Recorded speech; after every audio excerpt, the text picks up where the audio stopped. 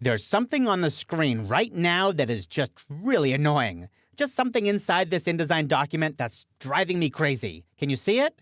It's that little overset mark in the lower right corner of this text frame. There it is. That red plus sign means that there's more text than can fit inside that frame. And sure, I know that I could drag one of these side or corner handles out to make it bigger, but come on, InDesign, can't you just make the frame larger for me? Well, actually, yes. Yes, it can.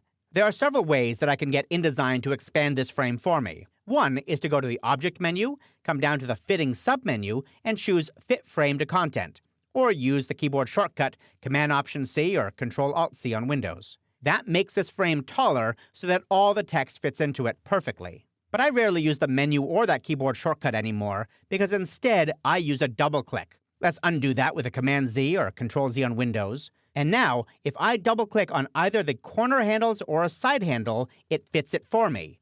If I double-click on the bottom handle, it makes it taller. Let's undo that. If I double-click on this side handle, it makes it wider. Let's undo that.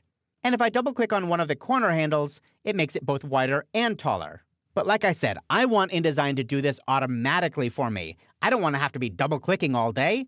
So let's undo that, and instead, I'm going to set this up to expand automatically whenever it needs to. To do that, I'll make sure the frame is selected on the page, I'll go to the Object menu and choose Text Frame Options, or press Command or Control-B. Then, I'm going to select the Auto Size tab of the Text Frame Options dialog box, and I'll turn Auto Sizing on. Now, you'll notice that you have 4 different options for auto sizing: height and width, and height and width keep proportions.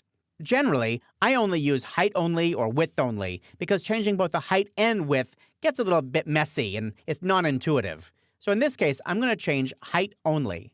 I could set a couple constraints if I wanted to, for example, the minimum height of this frame or the minimum width, but in this case, I'm just going to click OK, and we'll see that InDesign expands it automatically. Even better, if I double-click inside this text frame to switch to the Type tool, and now I can start typing, you'll see that InDesign automatically expands the frame. If I select that text and delete it, InDesign makes the frame shorter. I just love that. Now, granted, there are some times when it's good to let a text frame overset.